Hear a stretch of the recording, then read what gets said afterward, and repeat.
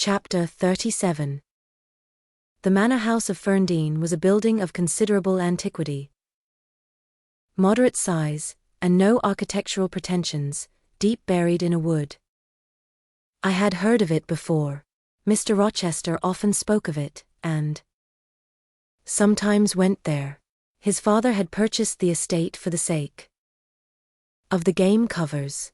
He would have let the house, but could find no tenant, in consequence of its ineligible and insalubrious site. Ferndean then remained uninhabited and unfurnished, with the exception of some 2 or 3 rooms fitted up for the accommodation of the squire when he went there in the season to shoot.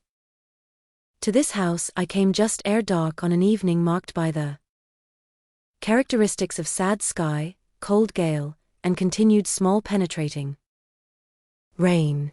The last mile I performed on foot, having dismissed the chaise and driver with the double remuneration I had promised. Even when within a very short distance of the manor house, you could see nothing of it, so thick and dark grew the timber of the gloomy wood about it. Iron gates between granite pillars showed me where to enter, and passing through them, I found myself at once in the twilight of close-ranked trees.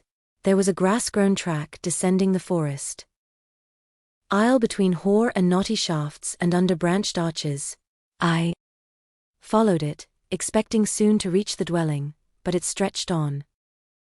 And on it wound far and farther, no sign of habitation or grounds was visible.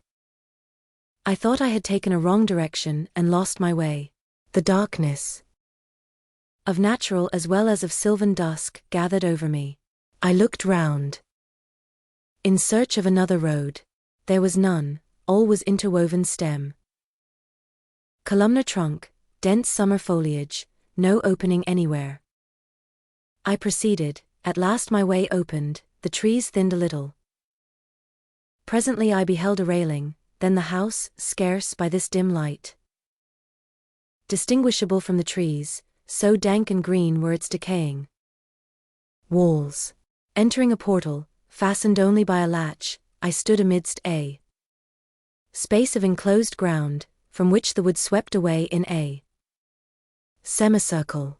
There were no flowers, no garden beds, only a broad gravel walk girdling a grass plat, and this set in the heavy frame of the forest. The house presented 2 pointed gables in its front. The windows were latticed and narrow, the front door was narrow too. 1 step led up to it. The whole looked, as the host of the Rochester Arms had said, quite a desolate spot. It was as still as a church on a weekday. The pattering rain on the forest leaves was the only sound audible in its vicinage. "Can there be life here?" I asked. Yes, life of some kind there was, for I heard a movement. That narrow front door was unclosing, and some shape was about to issue from the grange. It opened slowly, a figure came out into the twilight and stood on the step, a man without a hat. He stretched forth his hand as if to feel whether it rained. Dusk as it was, I had recognized him. It was my master, Edward Fairfax Rochester, and no other. I stayed my step, almost my breath, and stood to watch him, to examine him, myself unseen and alas, to him invisible. It was a sudden meeting, and one in which rapture was kept well in check by pain. I had no difficulty in restraining my voice from exclamation, my step from hasty advance. His form was of the same strong and stalwart contour as ever, his port was still erect, his hair was still raven black, nor were his features altered or sunk, not in 1 year's space by any sorrow could his athletic strength be quelled or his vigorous prime blighted. But in his countenance I saw a change, that looked desperate and brooding, that reminded me of some wronged and fettered wild beast or bird, dangerous to approach in his sullen woe. The caged eagle, whose gold-ringed eyes cruelty has extinguished, might look as looked that sightless Samson. And reader, do you think I feared him in his blind ferocity? If you do, you little know me. A soft hope blent with my sorrow that soon I should dare to drop a kiss on that brow of rock, and on those lips so sternly sealed beneath it, but not yet. I would not accost him yet. He descended the one step, and advanced slowly and gropingly towards the grass plat. Where was his daring stride now? Then he paused, as if he knew not which way to turn. He lifted his hand and opened his eyelids, gazed blank, and with a straining effort on the sky, and toward the amphitheater of trees. One saw that all to him was void darkness. He stretched his right hand, the left arm, the mutilated one he kept hidden in his bosom. He seemed to wish by touch to gain an idea of what lay around him. He met but vacancy still, for the trees were some yards off where he stood. He relinquished the endeavor, folded his arms, and stood quiet and mute in the rain, now falling fast on his uncovered head. At this moment John approached him from some quarter. "Will you take my arm, sir?" he said. "There is a heavy shower coming on. Had you not better go in?" "Let me alone," was the answer. John withdrew without having observed me. Mr. Rochester now tried to walk about vainly. All was too uncertain. He groped his way back to the house, and re-entering it, closed the door. I now drew near and knocked. John's wife opened for me. "Mary," I said. "How are you?" She started as if she had seen a ghost. I calmed her. To her hurried. "Is it really you, miss, come at this late hour to this lonely place?" I answered by taking her hand, and then I followed her into the kitchen, where John now sat by a good fire. I explained to them, in few words, that I had heard all which had happened since I left Thornfield, and that I was come to see Mr. Rochester. I asked John to go down to the turnpike house, where I had dismissed the chaise, and bring my trunk which I had left there, and then while I removed my bonnet and shawl, I questioned Mary as to whether I could be accommodated at the manor house for the night, and finding that arrangements to that effect, though difficult, would not be impossible, I informed her I should stay. Just at this moment the parlour bell rang. "When you go in," said I, "tell your master that a person wishes to speak to him, but do not give my name." "I don't think he will see you," she answered. "He refuses everybody." When she returned, I inquired what he had said. "You are to send in your name and your business," she replied. She then proceeded to fill a glass with water, and place it on a tray together with candles. "Is that what he rang for?" I asked. "Yes, he always has candles brought in at dark, though he is blind." "Give the tray to me, I will carry it in." I took it from her hand. She pointed me out the parlour door. The tray shook as I held it, the water spilt from the glass, my heart struck my ribs loud and fast. Mary opened the door for me, and shut it behind me. This parlour looked gloomy. A neglected handful of fire burnt low in the grate, and leaning over it, with his head supported against the high, old-fashioned mantelpiece, appeared the blind tenant of the room. His old dog Pilot lay on one side, removed out of the way, and coiled up as if afraid of being inadvertently trodden upon. Pilot pricked up his ears when I came in, then he jumped up with a yelp and a whine, and bounded towards me. He almost knocked the tray from my hands. I set it on the table, then patted him and said softly, "Lie down, Mr. Rochester turned mechanically to see what the commotion was, but as he saw nothing, he returned and sighed. "Give me the water, Mary," he said. I approached him with the now only half-filled glass. Pilot followed me, still excited. "What is the matter?" he inquired. "Down, Pilot," I again said. He checked the water on its way to his lips and seemed to listen. He drank and put the glass down. "This is you, Mary, is it not?" "Mary is in the kitchen," I answered. He put out his hand with a quick gesture, but not seeing where I stood. He did not touch me. "Who is this? Who is this?" he demanded, trying, as it seemed, to see with those sightless eyes, unavailing and distressing attempt. "Answer me, speak again," he ordered imperiously. And aloud, "Will you have a little more water, sir?" I spilt half of what was in the glass, I said. Who is it? What is it? Who speaks? Pilot knows me, and John and Mary know I am here. I came only this evening, I answered. Great God! What delusion has come over me? What sweet madness has seized me? No delusion, no madness. Your mind, sir, is too strong for delusion. Your health too sound for frenzy. And where is the speaker? Is it only a voice? Oh, I cannot see, but I must feel, or my heart will stop and my brain burst. Whatever, whoever you are, be perceptible to the touch, or I cannot live. He groped. I arrested his wandering hand, and prisoned it in both mine.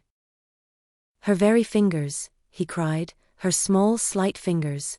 If so, there must be more of her. The muscular hand broke from my custody, my arm was seized, my shoulder, neck, waist, I was entwined and gathered to him. Is it Jane? What is it? This is her shape, this is her size. And this her voice, I added. She is all here, her heart too. God bless you, sir. I'm glad to be so near you again. Jane Eyre, was all he said. My dear master, I answered, I am Jane Eyre, I have found you out, I am come back to you. In truth? In the flesh? My living Jane. You touch me, sir, you hold me, and fast enough. I am not cold like a corpse, nor vacant like Eyre am I. My living darling.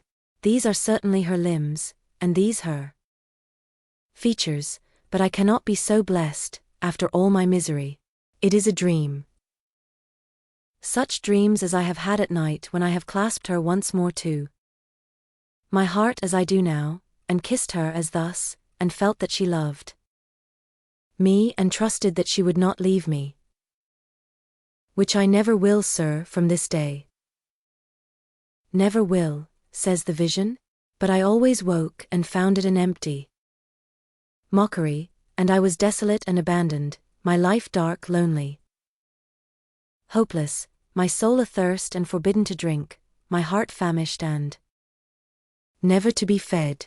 Gentle, soft dream, nestling in my arms now, you will fly too, as your sisters have all fled before you, but kiss me before you go, embrace me, Jane. There, sir, and there. I pressed my lips to his once brilliant and now rayless eyes, I swept his hair from his brow, and kissed that too. He suddenly seemed to arouse himself. The conviction of the reality of all this seized him. It is you, is it, Jane? You are come back to me then? I am. And you do not lie dead in some ditch under some stream? And you are not a pining outcast amongst strangers? No, sir. I am an independent woman now. Independent? What do you mean, Jane?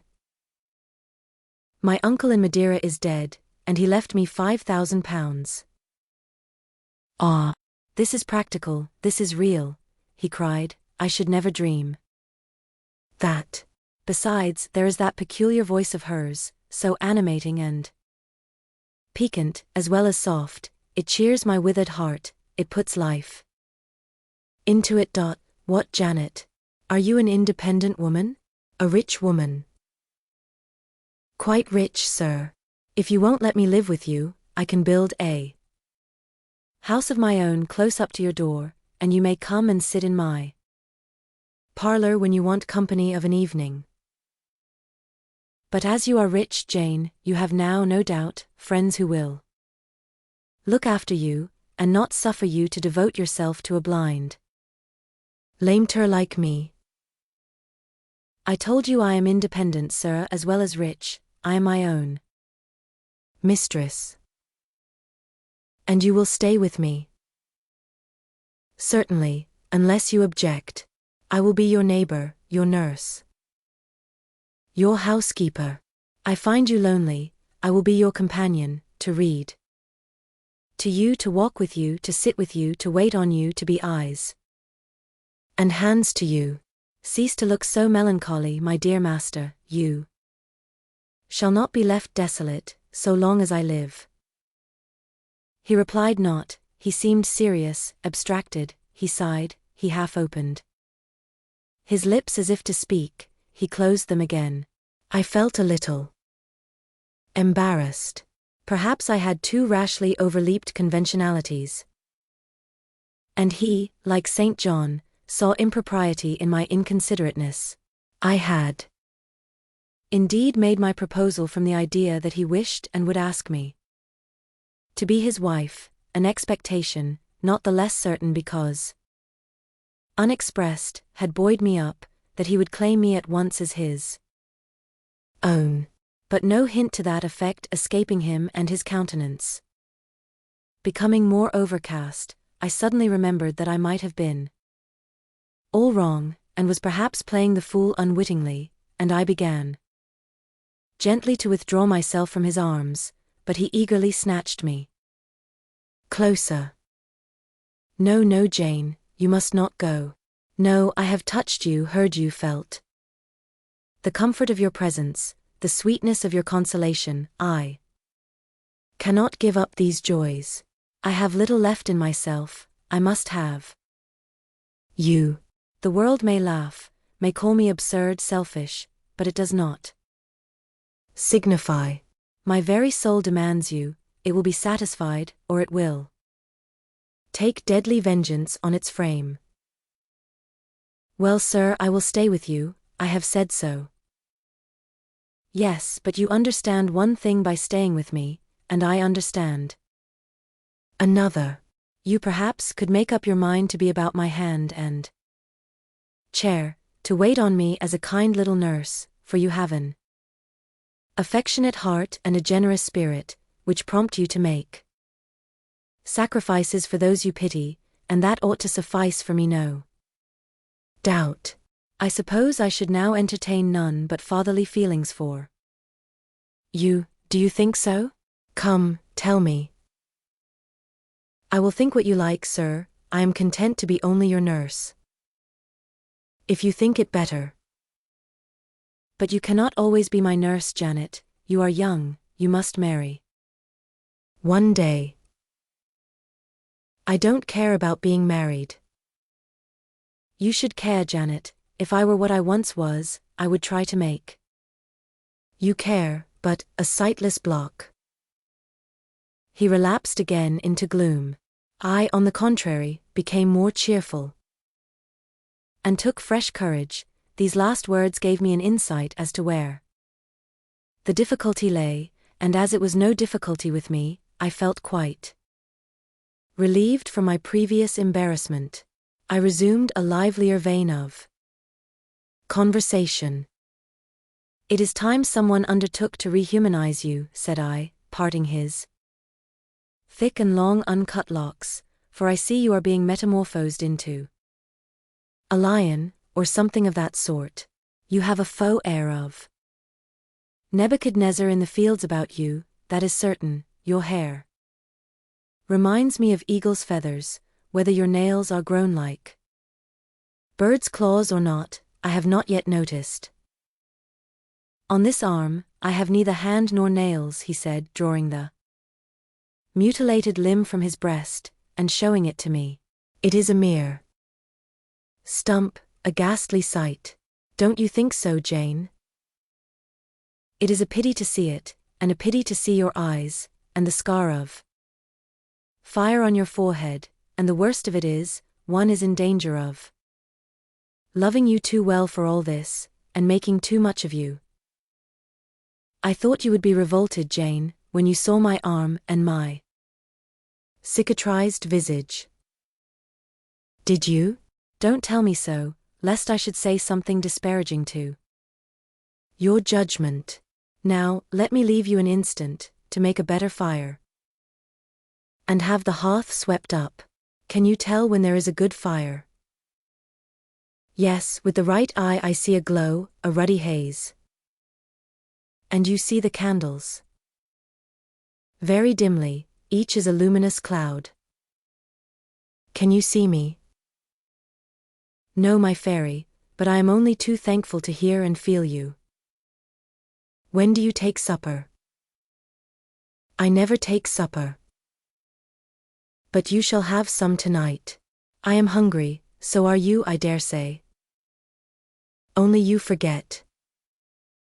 Summoning Mary, I soon had the room in more cheerful order. I prepared him, likewise, a comfortable repast. My spirits were excited, and with pleasure and ease I talked to him during supper, and for a long time after. There was no harassing restraint, no repressing of glee and vivacity with him, for with him I was at perfect ease, because I knew I suited him. All I said or did seemed either to console or revive him. Delightful consciousness. It brought to life and light my whole nature. In his presence I thoroughly lived, and he lived in mine. Blind as he was, smiles played over his face, joy dawned on his forehead, his lineaments softened and warmed. After supper, he began to ask me many questions, of where I had been, what I had been doing, how I had found him out, but I gave him only very partial replies. It was too late to enter into particulars that night. Besides, I wished to touch no deep thrilling chord, to open no fresh well of emotion in his heart. My sole present aim was to cheer him. Cheered, as I have said, he was, and yet but by fits. If a moment's silence broke the conversation, he would turn restless, touch me, then say, Jane. You are altogether a human being, Jane? You are certain of that? You are altogether a human being, Jane? You are certain of that? I conscientiously believe so, Mr. Rochester. Yet how, on this dark and doleful evening, could you so suddenly rise on my lone hearth? I stretched my hand to take a glass of water from a hireling, and it was given me by you. I asked a question, expecting John's wife to answer me, and your voice spoke at my ear. Because I had come in Mary's stead with the tray. And there is enchantment in the very hour I am now spending with you. Who can tell what a dark, dreary, hopeless life I have dragged on for months past? Doing nothing, expecting nothing, merging night in day.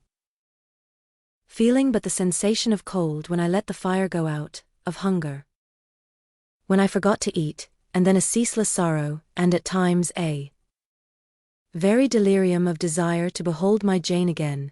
Yes, for her restoration I longed, far more than for that of my lost sight. How can it be that Jane is with me, and says she loves me? Will she not depart as suddenly as she came? Tomorrow, I fear I shall find her no more. A commonplace, practical reply, out of the train of his own disturbed ideas was, I was sure, the best and most reassuring for him in this frame of mind. I passed my finger over his eyebrows, and remarked that they were scorched, and that I would apply something which would make them grow as broad and black as ever. Where is the use of doing me good in any way, beneficent spirit, when at some fatal moment you will again desert me, passing like a shadow? Whither and how to me unknown, and for me remaining afterwards undiscoverable. Have you a pocket-comb about you, sir? What for, Jane? Just to comb out this shaggy black mane. I find you rather alarming. When I examine you close at hand, you talk of my being a fairy, but I am sure you are more like a brownie. Am I hideous, Jane? Very, sir, you always were, you know. Humph. The wickedness has not been taken out of you, wherever you have sojourned. Yet I have been with good people, far better than you, 100 times. Better people, possessed of ideas and views you never entertained in your life, quite more refined and exalted. Who the deuce have you been with? If you twist in that way you will make me pull the hair out of your head, and then I think you will cease to entertain doubts of my substantiality. Who have you been with, Jane? You shall not get it out of me tonight, sir, you must wait till tomorrow. To leave my tale half told will, you know, be a sort of security that I shall appear at your breakfast table to finish it. By the by, I must mind not to rise on your hearth with only a glass of water then. I must bring an egg at the least, to say nothing of fried ham. You mocking changeling, fairy-born and human-bred, you make me feel as I have not felt these 12 months. If Saul could have had you for his David, the evil spirit would have been exorcised without the aid of the harp. There, sir, you are read up and made decent. Now I'll leave you. I have been traveling these last 3 days, and I believe I am tired. Good night. Just one word, Jane, were there only ladies in the house where you have been? I laughed and made my escape, still laughing as I ran upstairs. A good idea, I thought with glee. I see I have the means of fretting him out of his melancholy for some time to come. Very early the next morning I heard him up and astir, wandering from one room to another. As soon as Mary came down, I heard the question, "Is Miss Eyre here?" Then, "Which room did you put her into? Was it dry? Is she up? Go and ask if she wants anything, and when she will come down." I came down as soon as I thought there was a prospect of breakfast.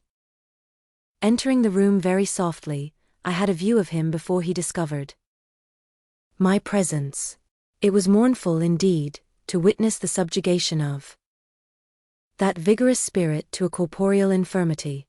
He sat in his chair still but not at rest, expectant evidently, the lines of now habitual sadness marking his strong features. His countenance reminded one of a lamp quenched, waiting to be relit, and alas, it was not himself that could now kindle the luster of animated expression. He was dependent on another for that office. I had meant to be gay and careless, but the powerlessness of the strong man touched my heart to the quick. Still I accosted him with what vivacity I could. "It is a bright, sunny morning, sir," I said. "The rain is over and gone, and there is a tender shining after it. You shall have a walk soon." I had wakened the glow, his features beamed. "Oh, you are indeed there, my skylark. Come to me. You are not gone. Not vanished? I heard one of your kind an hour ago, singing high over the wood, but its song had no music for me, any more than the rising sun had rays.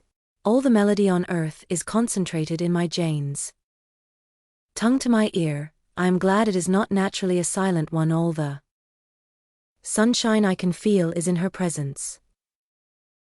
The water stood in my eyes to hear this avowal of his dependence, just as if a royal eagle, chained to a perch, should be forced to entreat a sparrow to become its purveyor.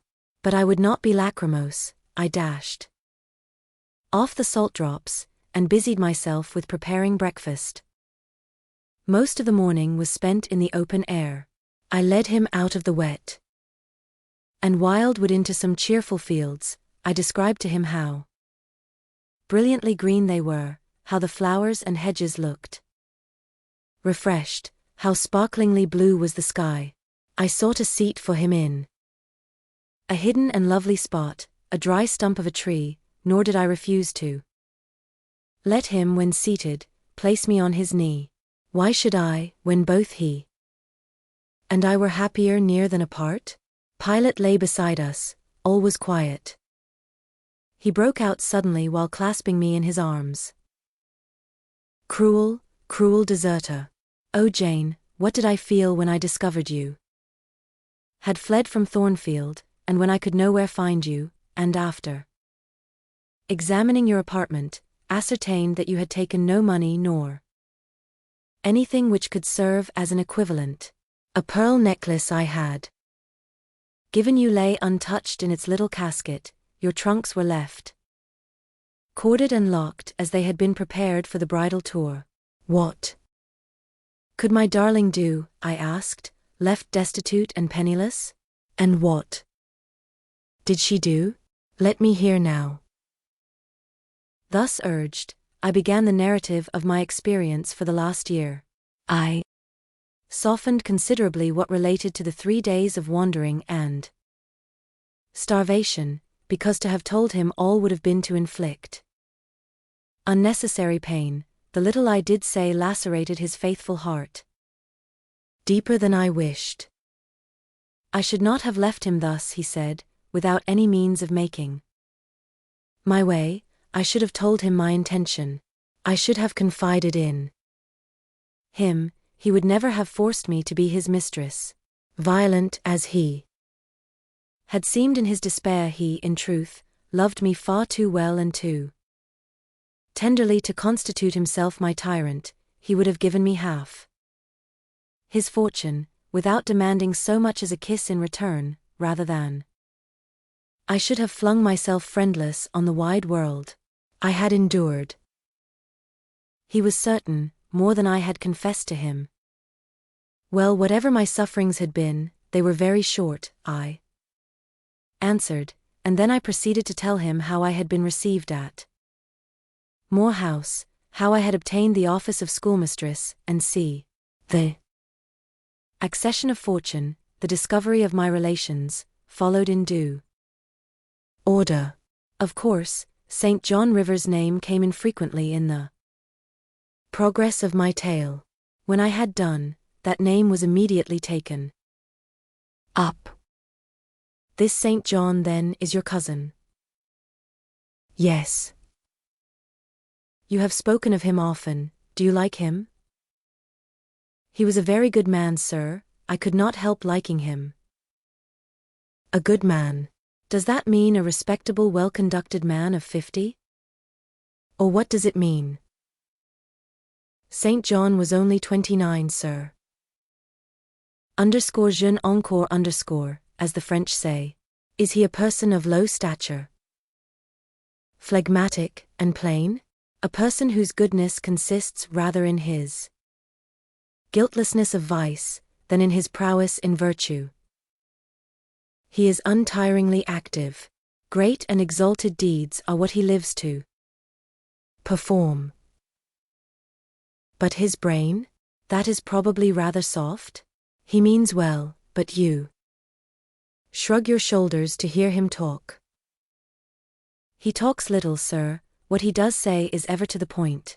His brain is first-rate, I should think not impressible, but vigorous.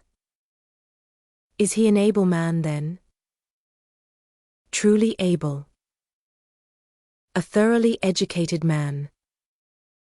St. John is an accomplished and profound scholar. His manners, I think you said, are not to your taste, priggish and parsonic. I never mentioned his manners, but unless I had a very bad taste. They must suit it. They are polished, calm, and gentlemanlike. His appearance, I forget what description you gave of his appearance, a sort of raw curate, half strangled with his white neckcloth, and stilted up on his thick-soled high-lows, Eyre. St. John dresses well. He is a handsome man, tall, fair, with blue eyes, and a Grecian profile. Aside. Damn him. To me. Did you like him, Jane? Yes, Mr. Rochester, I liked him, but you asked me that before. I perceived, of course, the drift of my interlocutor. Jealousy had got hold of him, she stung him, but the sting was salutary, it gave him respite from the gnawing thong of melancholy. I would not, therefore, immediately charm the snake. Perhaps you would rather not sit any longer on my knee, Miss Eyre, was the next somewhat unexpected observation. Why not, Mr. Rochester? The picture you have just drawn is suggestive of a rather too overwhelming contrast. Your words have delineated very prettily a graceful Apollo. He is present to your imagination, tall, fair, blue-eyed, and with a Grecian profile. Your eyes dwell on a Vulcan, a real blacksmith, brown, broad-shouldered, and blind and lame into the bargain. I never thought of it before, but you certainly are rather like Vulcan, sir. Well, you can leave me, ma'am, but before you go, and he retained me by a firmer grasp than ever, you will be pleased just to answer me a question or two. He paused. What questions, Mr. Rochester? Then followed this cross-examination. St. John made you schoolmistress of Morton before he knew you were his cousin. Yes. You would often see him? He would visit the school sometimes. Daily. He would approve of your plans, Jane? I know they would be clever, for you are a talented creature. He approved of them, yes.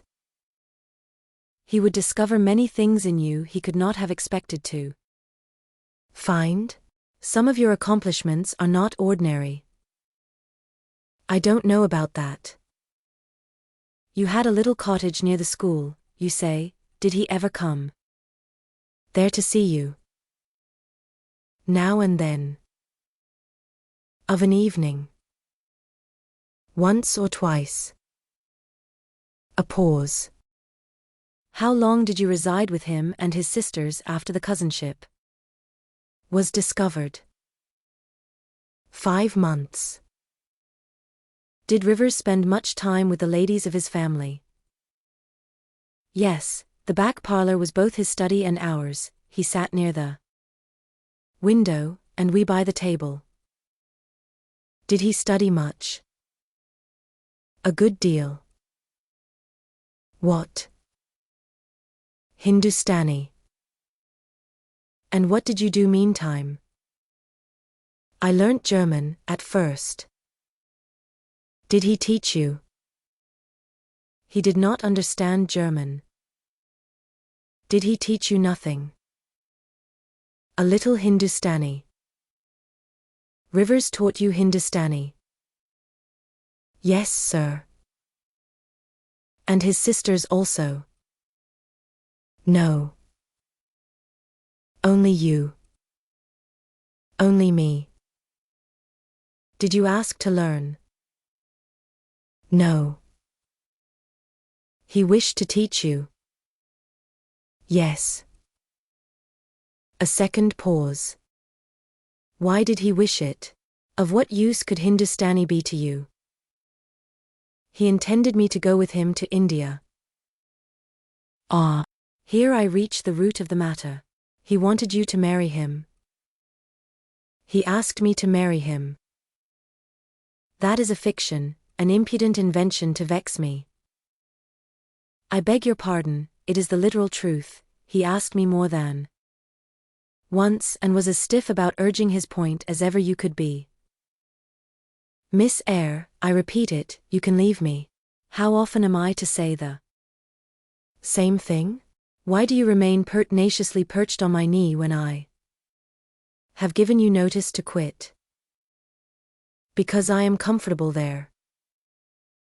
No, Jane, you are not comfortable there, because your heart is not with me, it is with this cousin, this St. John.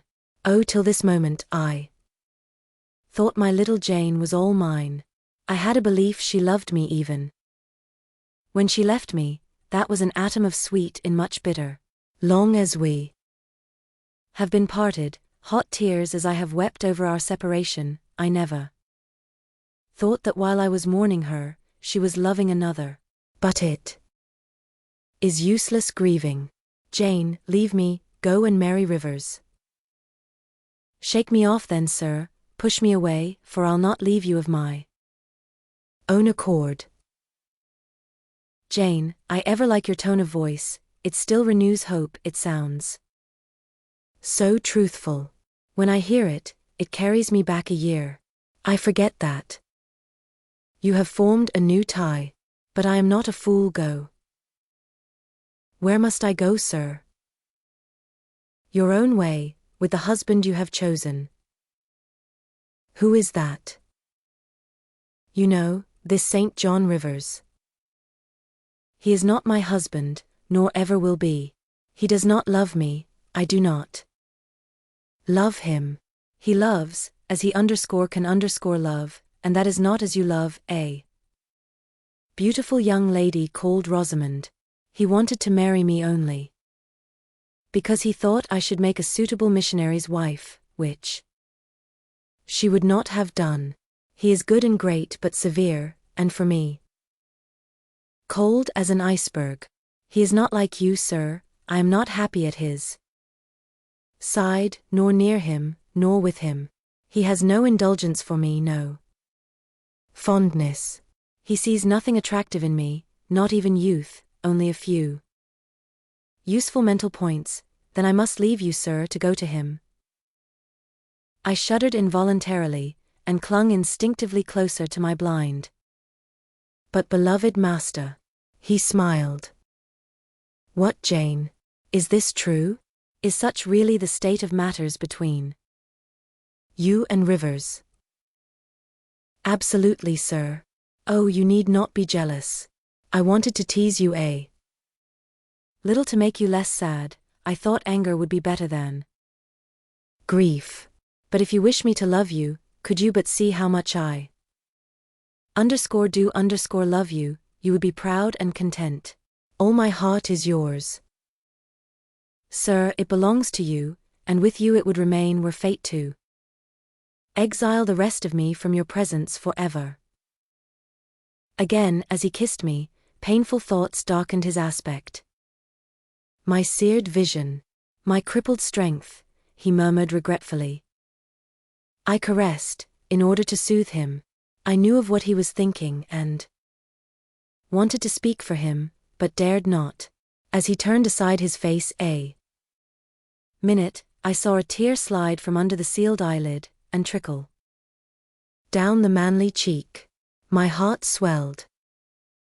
I am no better than the old lightning-struck chestnut tree in Thornfield Orchard, he remarked ere long. And what right would that ruin have to bid a budding woodbine cover its decay with freshness?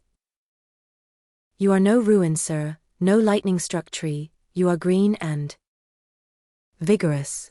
Plants will grow about your roots, whether you ask them or not, because they take delight in your bountiful shadow, and as they grow they will lean towards you, and wind round you because your strength offers them so safe a prop. Again he smiled. I gave him comfort. You speak of friends, Jane? He asked. Yes, of friends, I answered rather hesitatingly, for I knew I meant more than friends, but could not tell what other word to employ. He helped me. Ah, Jane, but I want a wife. Do you, sir? Yes, is it news to you? Of course, you said nothing about it before. Is it unwelcome news? That depends on circumstances, sir, on your choice. Which you shall make for me, Jane. I will abide by your decision. Choose then, sir, underscore her who loves you best underscored. I will at least choose, underscore her I love best underscore. Jane, will you marry me? Yes, sir. A poor blind man, whom you will have to lead about by the hand. Yes, sir. A crippled man, 20 years older than you, whom you will have to wait on. Yes, sir. Truly, Jane? Most truly, sir. Oh, my darling. God bless you and reward you.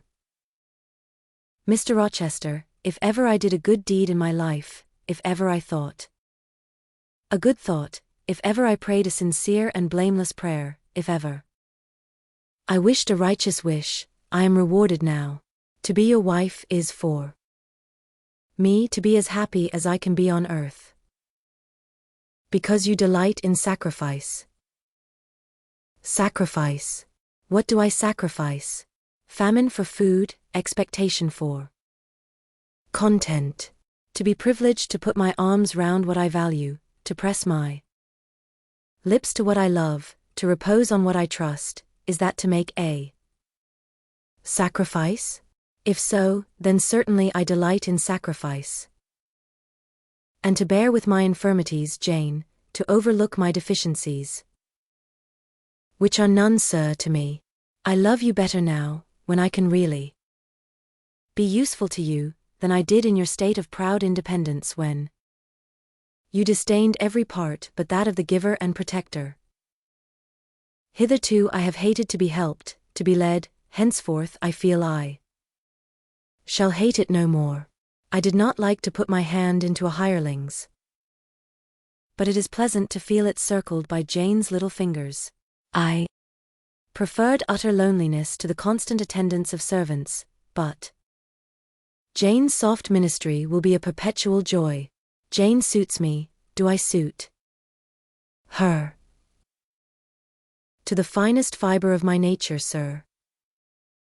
The case being so, we have nothing in the world to wait for, we must be married instantly. He looked and spoke with eagerness, his old impetuosity was rising.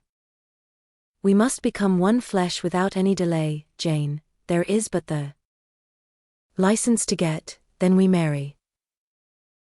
Mr. Rochester, I have just discovered the sun is far declined from its meridian, and Pilot is actually gone home to his dinner. Let me look at your watch. Fasten it into your girdle, Janet, and keep it henceforward, I have no use for it. It is nearly 4 o'clock in the afternoon, sir. Don't you feel hungry? The 3rd day from this must be our wedding day, Jane. Never mind fine clothes and jewels, now, all that is not worth a fillip. The sun has dried up all the raindrops, sir. The breeze is still, it is quite hot. Do you know, Jane, I have your little pearl necklace at this moment fastened round my bronze scrag under my cravat? I have worn it since the day I lost my only treasure, as a memento of her. We will go home through the wood, that will be the shadiest way. He pursued his own thoughts without heeding me. Jane, you think me, I dare say, an irreligious dog, but my heart swells with gratitude to the beneficent God of this earth just now. He sees not as man sees, but far clearer, judges not as man judges, but far more wisely. I did wrong, I would have sullied my innocent flower, breathed guilt on its purity, the Omnipotent snatched it from me. I, in my stiff-necked rebellion, almost cursed the dispensation. Instead of bending to the decree, I defied it. Divine justice pursued its course, disasters came thick on me, I was forced to pass through the valley of the shadow of death. His chastisements are mighty, and one smote me which has humbled me forever. You know I was proud of my strength, but what is it now, when I must give it over to foreign guidance, as a child does its weakness? Of late, Jane, only of late, I began to see and acknowledge the hand of God in my doom. I began to experience remorse, repentance, the wish for reconcilement to my Maker. I began sometimes to pray, very brief prayers they were, but very sincere. Some days since, nay, I can number them, for it was last Monday night, a singular mood came over me, one in which grief replaced frenzy, sorrow, sullenness.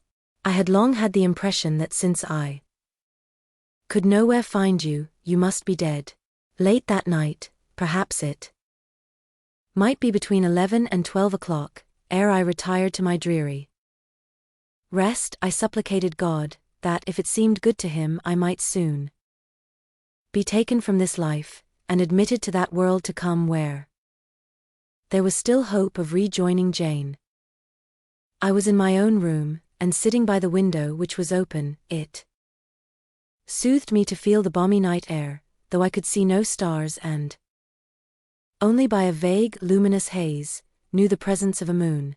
I longed for thee, Janet. Oh, I longed for thee both with soul and flesh.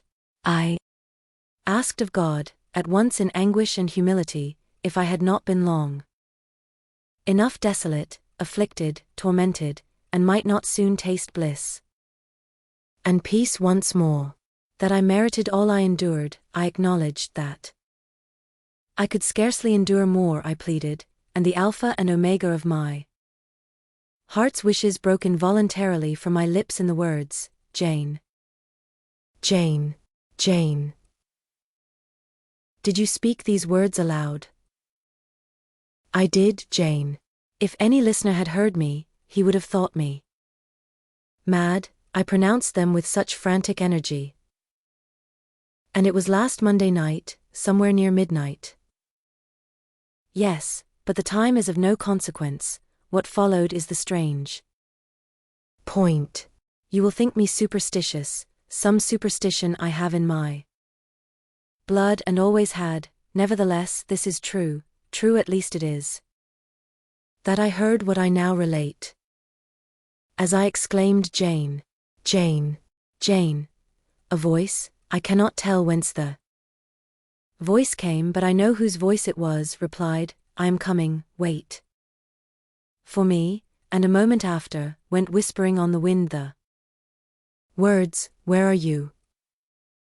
I'll tell you if I can the idea, the picture these words open to my mind, yet it is difficult to express what I want to express.